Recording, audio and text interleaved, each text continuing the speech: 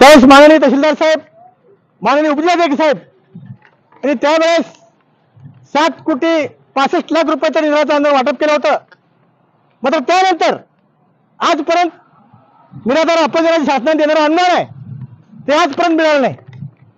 त्यांना अत्यंत हाल अपेक्षा सहन कराव्या लागत आहेत. अहो साहेब, करोडो रुपये खर्च करून संसद भवन गाळतं, मात्र आमच्या गोरगरिबाचं पत्र गाळतं, तुटका मुटका संसार गाळतो, त्याच्याकडे सरकारला बघायची आज गरज वाटत नाही. म्हणजे गोष्ट अत्यंत निंदनीय आहे. आम्ही बहुजन विकास अभियानच्या वतीने शासनाला सांगत आहोत, मिळाल्याची रक्कम तुम्ही तात्काळ द्या.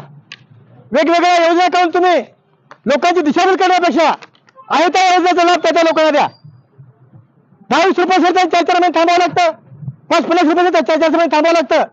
अगोदर शासन 1,000 रुपयाचं अनुदान देतं, त्याच्यामध्ये संसार चालतो, निराधार अपंगाच्या गोळ्या पावणे औषध पाणी होतं. आता ते अनुदान गेल्या 4 महिन्यापासून ते घेत आहे. त्याची गांभीर्य दखल घ्या. बहुजन विकास अभियानची मागणी आहे. आम्ही आता बहुजन विकास अभियानच्या वतीने शासनाचं अनुदान तात्काळ वाटप नाही केल्यास शासनाने दंडवत आंदोलन करणार आहोत. शासनाला दंडवत घेऊन सांगणार आहोत आम्ही. आमच्या तुम्ही व्यथा समजून घ्या. आमचं आंदोलन न्यायिक आंदोलन आहे, आमचं आंदोलन सामाजिक आंदोलन आहे.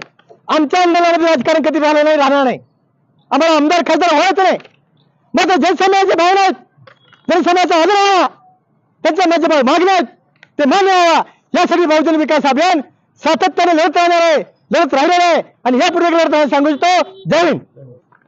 आमच्या 31,000चं उत्पन्न निराधाराचं अपंगाचं अनुदान व्याज कसं नाही, व्याज कसं नाही. जय हिंद.